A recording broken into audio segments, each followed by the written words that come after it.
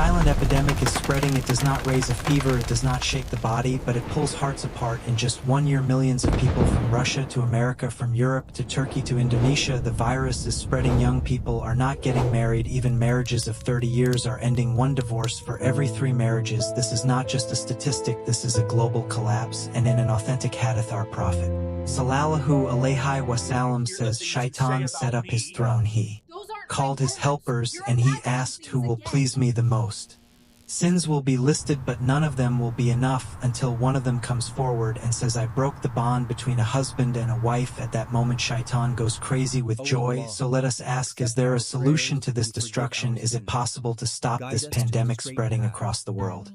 This video presents Islamic solutions, and yes, it can change your life. If you are married, watch it. If you are single, definitely watch it, because heaven and hell start in your home. You are watching. If you want more videos like this to reach more people, please like the video, subscribe to the channel, and share your marriage experiences in the comments. Let us reach our brothers and sisters who are silently suffering all around the world right now. If you are ready, let's begin. According to recent data, divorce rates around the world are rising very fast, almost wildly. China is at the top with about 3.5 million divorces. The United States follows with close to 1 million divorces. Russia has one of the highest divorce rates compared to its population, with around 650,000 divorces.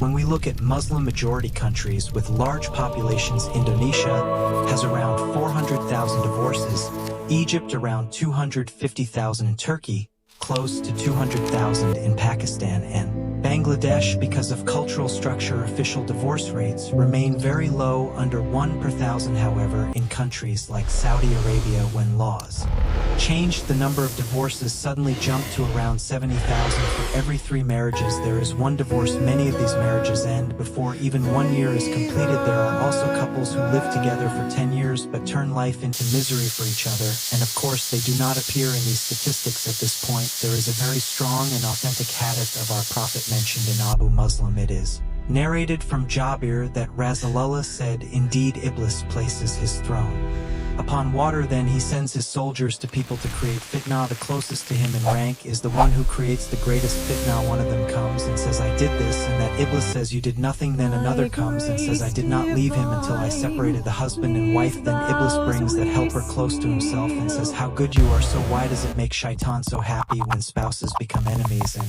even when a marriage is destroyed because a husband and wife are not just 2 people, generations will come from them. That home will be the place where the next generation is raised and shaped. Turning husband and wife into enemies is equal to attacking the core of society. In Islam, that home is the core of the Akhirah. If that home turns into a hell, it opens the doors to a much bigger hell outside for people. Is this not what we are seeing today?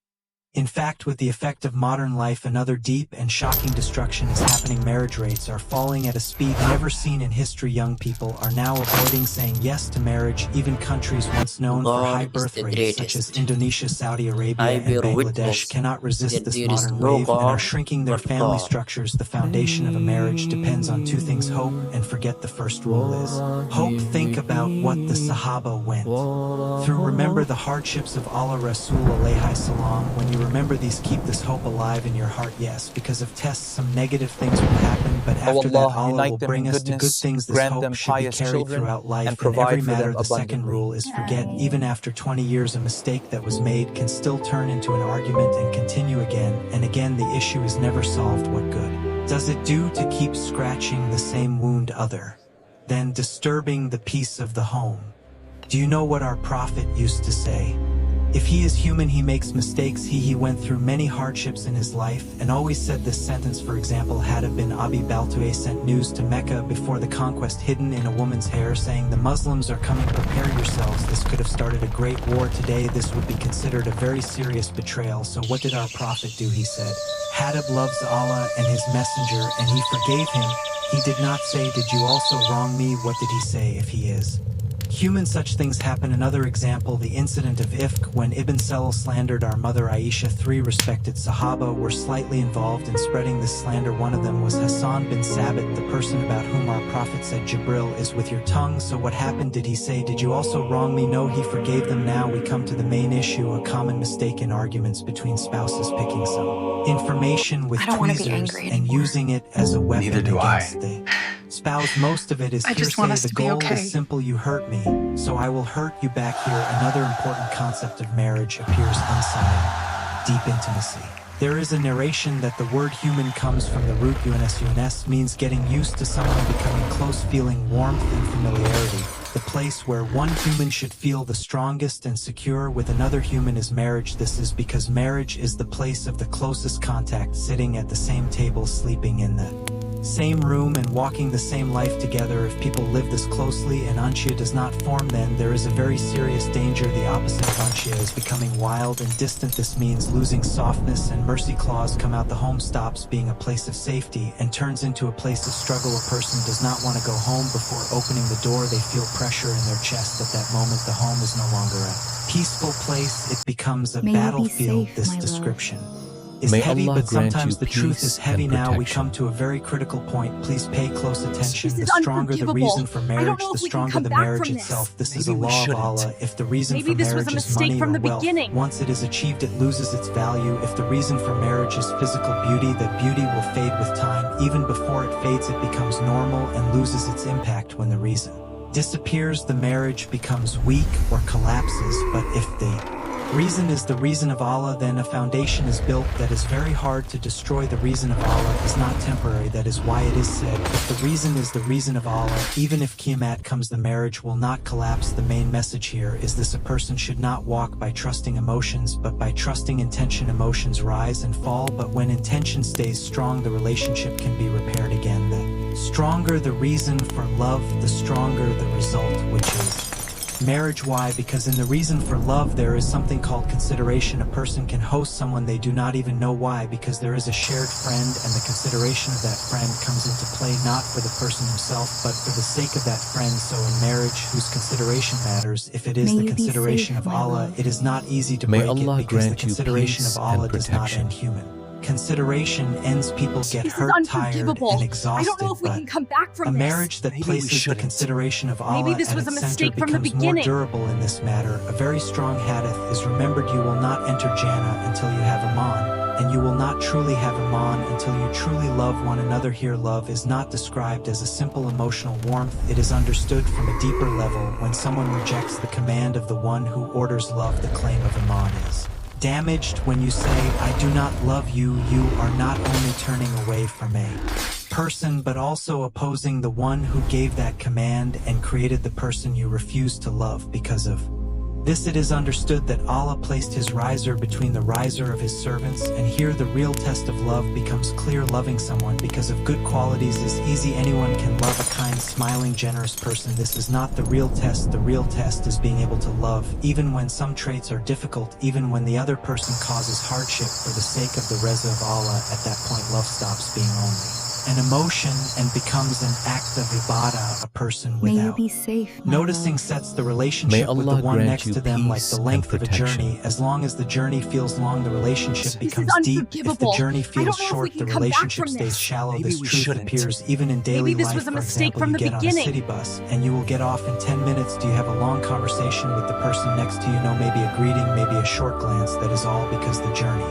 is short, the relationship is short. But when the journey is longer, the situation changes. You sit next to the same person for hours without trying a few words or spoken a sentence, a question, a smile. As the road becomes longer, the relationship also becomes longer, because a person builds connection according to how long they feel they will walk together. One of the biggest mistakes in marriage starts here. If you see life with your spouse as a short worldly life, then the bond between you becomes like that: shallow, fragile. Emotions become Artificial, the feeling of it is temporary anyway, settles deep in the heart, and without realizing it a person starts to live marriage like a temporary stop, but think of the journey as endless, a togetherness that goes to Akhirah. Then the relationship suddenly takes a different form because the matter is no longer only today or tomorrow but eternity. At that point love stops being a temporary excitement and turns into a lasting May Allah bond. grant That you is peace why a and serious protection. warning is given to those who come together. This is Only for youth unforgivable. and beauty. I don't Youth know if will we can end come one back day, from beauty this. too. When Maybe that we journey shouldn't. ends, if the foundation Maybe was this built was a only mistake on from that, the the marriage beginning. will collapse. This is unavoidable. That is why inside the home it should often be remembered that this journey is a road leading to Akhirah, not only with words but by living it. How does this happen? By Salah being established in the home, by speaking about Akhirah, by keeping alive the idea of walking side by side in eternity. And for this, lessons of Iman must find a place not only in the ear but in life. Now let us enter a deep matter about marriage mentioned in the Rizal Ainur. The key word is kufu, meaning suitability and equality. The strong bond, love and connection between a woman and a man do not come only from the needs of worldly life. It is not limited to let us live together and share life. The word love here comes from the root haba, meaning seed. Love is planted like a seed, but a seed does not grow by itself. It needs water, it needs care, it needs time, attention and patience, otherwise it dries. The word connection is also not used without reason. Connection means two sides feeding each other. Love is not one-sided, it is mutual nourishment. When one gives, the other receives, then gives back. May Here Allah comes a grant very you strong peace statement. and A woman protection. is not only a life companion for her husband in this This is world, she is unforgivable. also a I don't know refika if we can come al-hayat back in from eternal this. life. Maybe This we sentence shouldn't. moves marriage to Maybe a this was a completely mistake different from the level. beginning. The Arabic word zawj is explained. Zawj means one shoe. Of a pair, can you walk with only one shoe? No, it loses its meaning. Only when both are together does it work. Spouses are like this, they gain meaning together. After zawj and zawja there is a higher level. Rafika. Rafika means companion on the road, walking in the same direction, looking at the same goal, getting tired on the same path. There is an even higher level killer. At this point unity forms in feelings and thoughts. The spouse becomes not only a spouse but a soul friend in such a togetherness. A very sensitive issue comes forward, the issue of gaze. If this togetherness goes to eternity, then things that can harm this journey must be avoided. Behaviors that cause jealousy can fall into the home like dynamite. Jealousy is a natural feeling. It exists in both men and women. The issue is not to provoke this feeling, but to protect it. Then a very important point is emphasized. The love of a believing husband for his wife is not only based on physical beauty. Physical pleasure is momentary without touch, sight, and contact. Allah It gives grant no you pleasure when peace beauty and protection. fades. That pleasure also fades, but the love This of is the soul is unforgivable. beyond I don't know if we can come time. back It covers from the this. past Maybe and we the future. shouldn't. The soul can remember Maybe this a was a moment from mistake years from the ago and beginning. still feel joy today. This is the love most needed in old age. When young, everyone is loved. When beautiful, everyone is loved. But when aging comes, when the back bends, when abilities decrease, then the soul must love the soul. If this foundation is not built in youth, love cannot be found in old age, and love that is not found in old age cannot be carried to Akhirah.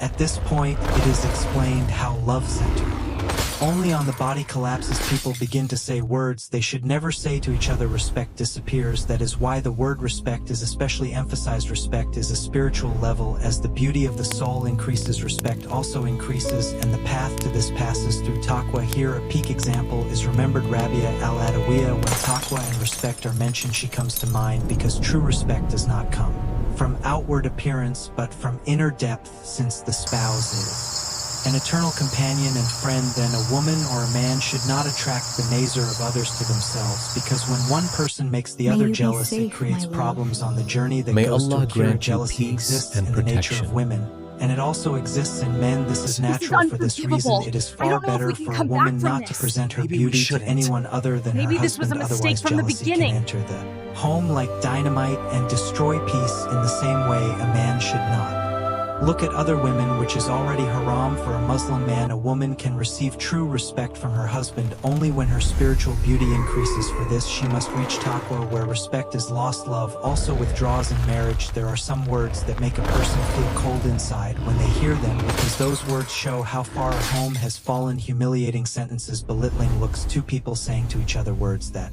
even a child would never say. Have you ever thought About how a marriage reaches this point, the answer is painful but clear. The reason is the body. If a relationship is built only on the body, then when the body ages, everything ages. The heart ages, patience ages, tolerance ages. Since the beauty of the soul was never considered, there is nothing left to hold on to. At that point, the marriage also becomes old, and a person can start looking at the one they once called my dear as an enemy here. Special attention is given to the Arabic word herma, which means inner respect. This respect is the insurance of marriage. Love may decrease at times, love may get tired, but if there is respect, a person does not cross the line. If there is respect, the tongue holds back. If there is respect, the heart applies brakes. If respect is lost, love is consumed very quickly. Real and true love and respect appear when youth is gone, strength is gone, and beauty decreases. That is when a person sees the truth. At that time, a person wants to be loved because the world has already turned its back, and many loved ones may have already left this world. But a marriage that did not nourish the soul in youth and focused only on the body cannot give this love in old age, because there is no foundation. The love of the soul is different. The soul is independent of time. It can remember a memory from the past and still feel joy today. The taste of a tea drunk together can still be felt in the heart years later. This is the love that keeps people standing in old age. The soul loving the soul. Those who do not build this foundation in youth face a great emptiness in old age, and sadly this emptiness does not stay only in this world. It is carried to Akhirah as well. Sometimes people hear divorce news from people in their 50s or 60s. When asked what happened, the answer is striking. I no longer have the old feelings for them. I lost all interest and desire. This sentence explains everything. The souls were never truly connected. Respect was never planted. Love never reached the level of the soul or relationship. Maybe this was a mistake from the beginning. On the body for years, eventually collapses completely because of this. Sid Nursi gives a very strong and clear warning. He speaks about idol worship and a similar form called image worship. This means becoming attached to physical appearance and beauty, as if worshipping it. The Quran rejects this clearly, because a relationship centered on beauty cuts a person off from truth. From here, a very important lesson appears. Choosing a spouse by asking only is she beautiful or is he handsome can be a sign of a great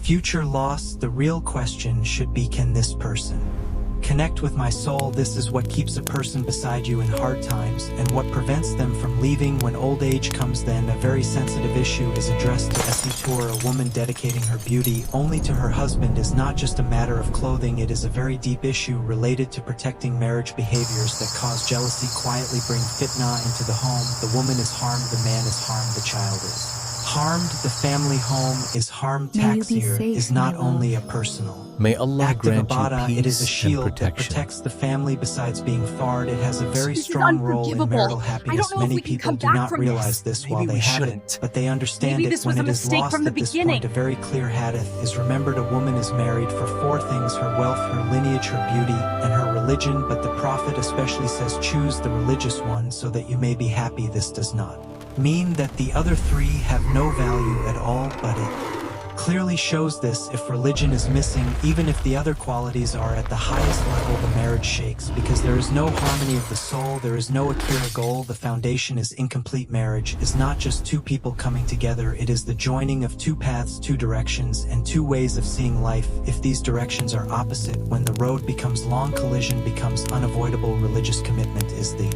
insurance of marriage if the other 3 exist, but this one does not. It is like placing a time bomb inside the home. At first everything looks fine. There is beauty, comfort, status, but as time passes the bomb starts ticking and one day it explodes. Look around, hundreds and thousands of people exhaust themselves for beauty because they believe this is how they will be liked and accepted. This is no longer an exception. It has almost become the rule because the foundation was built wrongly, without harmony of the soul, without iman, sensitivity. Marriages built only on outward reasons cannot last long. That is why anxiety about youth and beauty has increased so much today. But if the foundation of religion exists, everything does not need to be perfect. Sometimes matching frequency is enough. Sometimes physical attraction also exists. We are not saying physical attraction should not exist, but the main axis is clear. Can we carry each other to Akhirah? If this question does not exist, the other questions lose much of their meaning. There is also a very risky idea spreading among Muslim people, a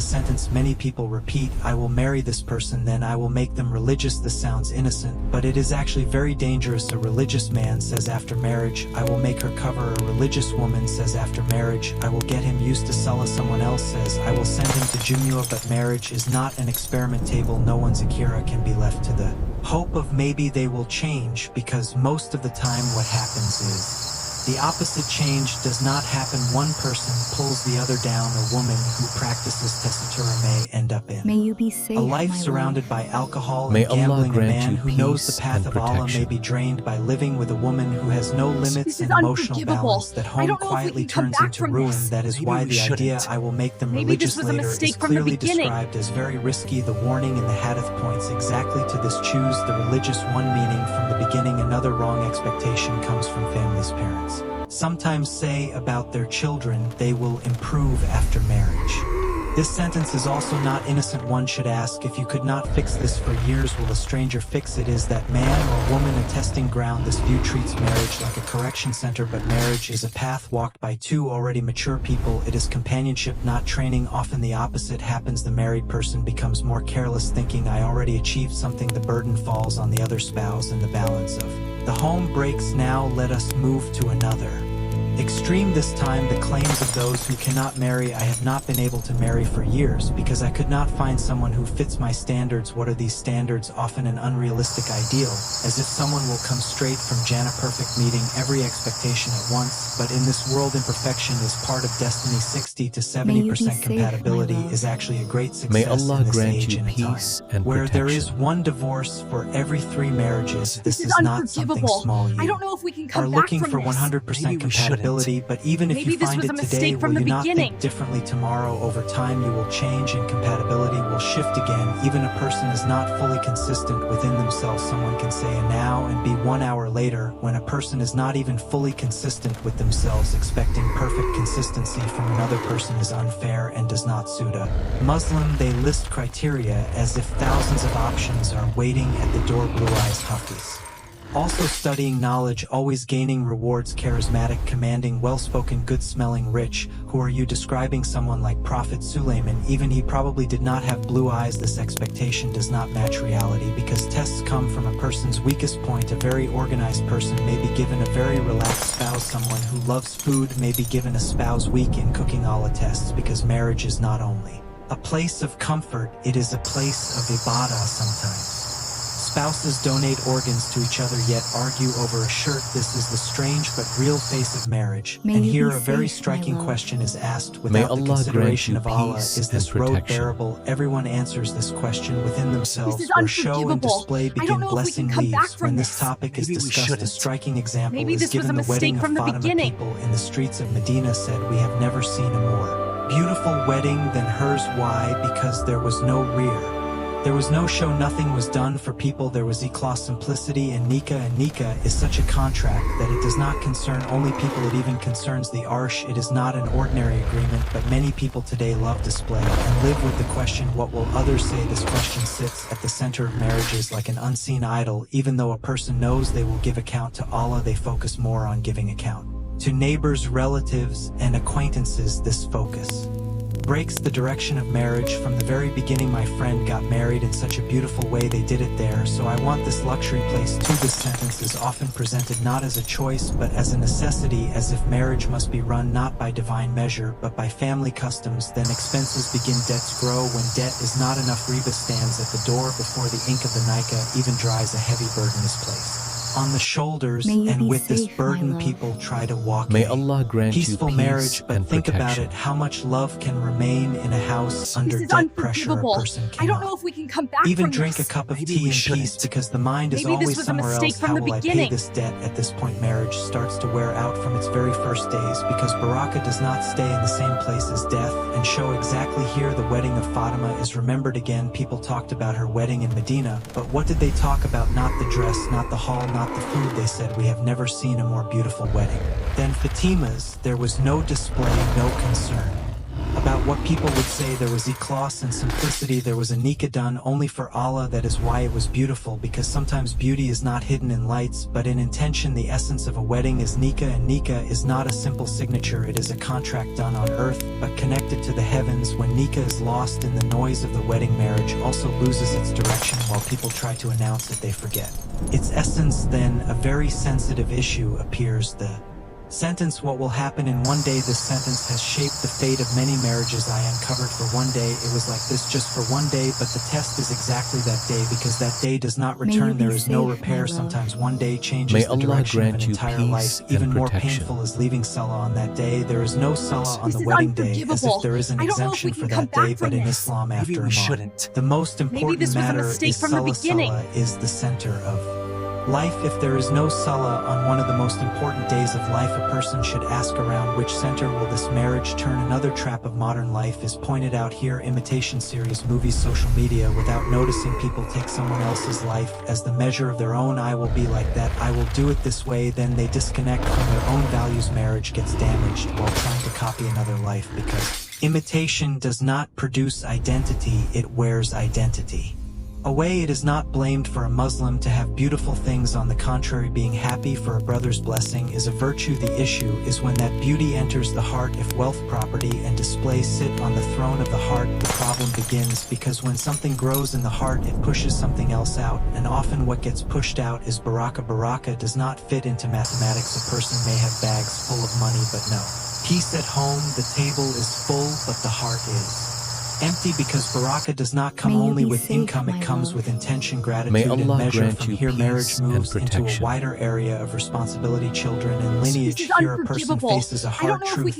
Even if the child comes from you, the child does not belong to you. Your spouse is also not your property. Each of them is a trust. A child is first the servant of Allah. You are responsible not to raise the child according to your own desires, but according to what Allah wants. When this awareness is lost, the balance inside the home is also lost. As a result of this neglect, baraka leaves the house. Peace decreases, arguments increase, small issues grow bigger, because when baraka leaves, even small things feel heavy. Marriage is not a competition, it is not a race to defeat one another, it is a journey of carrying each other to Akhirah. When this perspective changes, the language of marriage also changes. The blaming language disappears. In its place comes the language of let us be saved together, because the issue is no longer being right, the issue is not losing the eternal companion. Here a very important question is raised: what happens if a religious person dies before getting married? This question sometimes falls into the heart like sadness, but the answer is full of hope. What is not completed in this world is not left incomplete. In Akhirah, the Quran clearly gives this news. There is no loneliness in Jannah. Whoever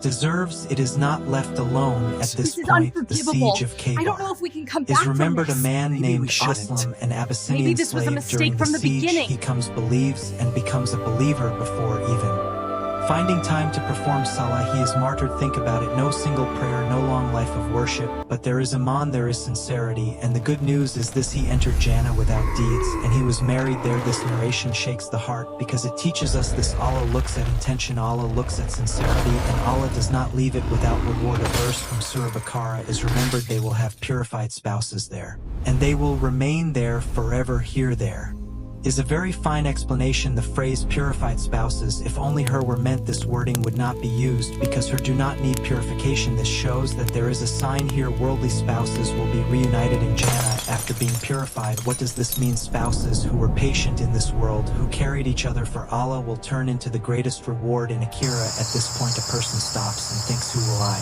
enjoy being with the most in eternal life, the her or the spouse with whom I cried, endured, and grew tired together in this world? And a clear answer comes: my spouse, because shared pain, shared joy, and shared patience deepen love. Many times over, when the Akhirah side of marriage is spoken about, a person's words slow down, because the issue is no longer let us get along well, the issue is arriving purified. All the hardships live together, patience, hurt feelings, sacrifices, none of them are wasted, but on one condition: the intention must be correct. The phrase purified Spouses in Surah Akhirah is the heart of this section. At first glance it looks simple, but when you go deeper it points to the final goal of marriage. Being pure does not only mean being sinless, it means being purified through patience, through forgiveness, through letting go, through silence, through swallowing pain, sometimes through tears. In this world, spouses sometimes tire each other, sometimes hurt each other, sometimes break each other, but if there is Iman, these wounds do not produce hatred, they produce purification, because every wound when carried with patience lightens the soul, and a lighter soul reaches a heavier reward. In Akhirah, here a very fine balance is explained. Not every problem in marriage is oppression, some are tests. The difference between oppression and test is hidden in intention. If a hardship is carried for Allah, it turns into ibadah, but if the same hardship is carried to prove oneself right, it darkens the heart. That is why the text keeps returning to the same question: for whom did you endure? For whom did you remain silent? For whom did you give up? If the answer is Allah, then nothing lived is wasted. Problems not solved in this world are solved in Akhirah. Words that could not be said here find meaning there, and the spouse who looked like a burden here becomes the greatest blessing there. Here another dimension of marriage opens, purifying each other. A person is tested alone, but the test in marriage is stronger because the spouse is very close. They see your weakest moments and your hardest sides. This closeness reveals flaws, and when flaws appear, there are two paths: you either escape or you accept purification. Escaping in marriage is easy. You say, I cannot do this. You say, this is who I am. But purification is hard, because purification requires the ego to be shaped. The marriages that are carried to Akhirah are the ones that pass through this shaping, not the smooth ones, but the ones that endure with their rough edges. Everything you live with your spouse in this world prepares you for the meeting in Akhirah. Patience purifies you, forgiveness lightens you, respect elevates you. This purification process is often silent. No one applauds, no one notices, but Allah sees. Rafika is not only a travel companion, it is the one who shares the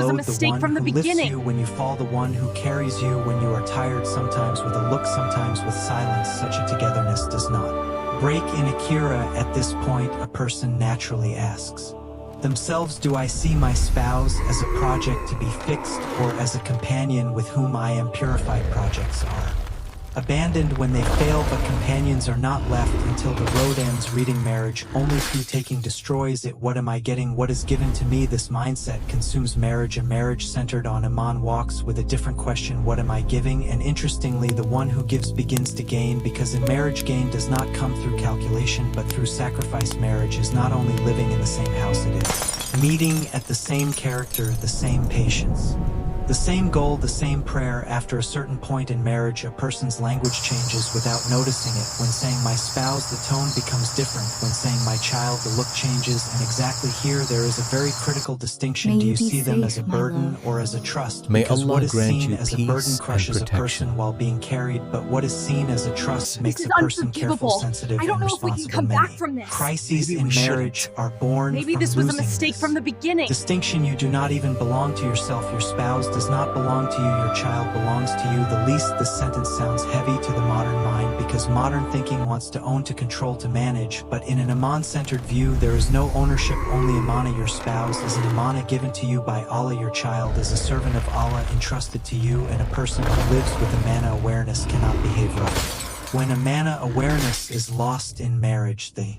language becomes harsh. A person crosses limits because they think the other belongs to them, but someone who knows a manner does not shout at it, insult it, or break it, because they know the account will be given not only to the spouse but to the owner of the trust. Here the issue of children becomes deeper. Raising children, lineage. Many times parents want to shape the child according to their own ideals. They want the child to do what they could not do. They want to complete their own lack through the child, but this turns the child into a project. The child is not a project. The child is a servant of Allah first, then your child. When this awareness is lost, Baraka leaves the house, because Baraka comes with respect shown to Amana. When trust is treated lightly, mercy withdraws, arguments increase, small issues grow, voices rise, hearts harden, because Allah is no longer at the center. Baraka breaks mathematics. Sometimes income is small, yet it is enough. Sometimes income is large, yet it is never enough. Because Baraka is not measured by numbers. Baraka is the satisfaction of the soul. When the soul is not satisfied, even a full table feels empty. Here comes a striking sentence: a man has sacks full of money, but he lives hungry in that house. Why? Because the soul is hungry, and the food of the soul cannot be bought with money. The food of the soul comes with Iman, shukr, and balance. A happy husband is one who looks at his wife's religious practice and Grows with it, a happy woman is one who looks at her husband's religious practice and rises with him. There is a very fine balance here. Spouses do not control each other, compete with each other, or belittle each other. They lift each other up because the goal is the same, the eternal journey. When spouses meet at this goal, small flaws do not grow, even big tests become bearable. But when the goal is lost, marriage becomes heavy. Questions like why did I marry increase only if sentences multiply people. Start living like strangers in the same house because Amana awareness is gone and consumption has taken its place. A person consumes the spouse, consumes the child, and finally consumes themselves. Here a very strong truth is reminded again. Marriage is not a comfort project. Marriage is an ibadah field, and ibadah is not always easy. It makes a person sweat, it challenges, it requires patience. But in the end it brings peace. A person who sees marriage as ibadah does not read difficulties as why did this happen to me. They read it as what am I learning from. This perspective matures a person. What you place at the beginning you find at the end. Most people do not think about the end when speaking about marriage because the human mind is locked to today. Am I happy today? Am I comfortable today? Am I understood today? But marriage is a journey whose end is hidden in its beginning. If you want to know what you will meet at the end, look at what you placed at the beginning. A marriage that starts with Iman may stumble, but it does not collapse because when it falls it has something to hold on to. That support is Allah. But a marriage that starts with display expectations. What will people say? And body-centered desires collapses in the first storm because it has no roots. Let us remember the number mentioned at the beginning. One divorce for every 3 marriages. These numbers are not just statistics, they are the sum of wrong beginnings, wrong intentions, wrong expectations, wrong centers. Now the real question must be asked, what did we think marriage was? A project to make each other happy, a comfort zone, a tool to complete our own lax. Marriage is actually a test field. In marriage a person faces themselves the most. They see their impatience, their selfishness, their need to control. If there is Iman, this confrontation grows the person. So let us ask again, is Allah at the center or not? If Allah is not at the center, love gets consumed, respect disappears, hope fades, patience feels heavy, forgiveness becomes impossible. But if Allah is at the center, love may get tired, but it does not end. Respect protects the line, hope lives until the last breath, patience gains meaning, forgiveness becomes ibadah. So the main issue in marriage is not who is right, the main issue is for whom it is lived. A person who always tries to be right at home usually loses something, sometimes peace, sometimes the spouse, sometimes the child. But a person who can remain silent for Allah, who can step back for Allah, who can sacrifice for Allah without noticing gains a lot. Now let us bring all the pieces together. Marriage, hope, forget, respect, religious practice, kufu, amana, awareness, baraka, Akhirah, goal. These are not separate topics, they all turn around one thing: an Iman-centered life. Marriage can be a road that strengthens Iman, but the same marriage can also turn into a wheel that consumes Iman. This depends entirely on intention and perspective. Your spouse can be your Jannah or your Jahannam. Which one it becomes depends not so much on who they are, but on what you place at the center. The final sentence is the essence of everything. Said from the beginning, if you read marriage as something only for this world, the burden feels heavy. But if you read marriage as a journey extending to Akhirah, the same burden turns into ibadah. And at the end of this reflection, a person cannot avoid asking themselves, what did I build my marriage on? What road am I walking with my spouse? Does this road end here, or does it extend to eternity? Because the scene you will meet at the end of the road is hidden in your answers to these questions.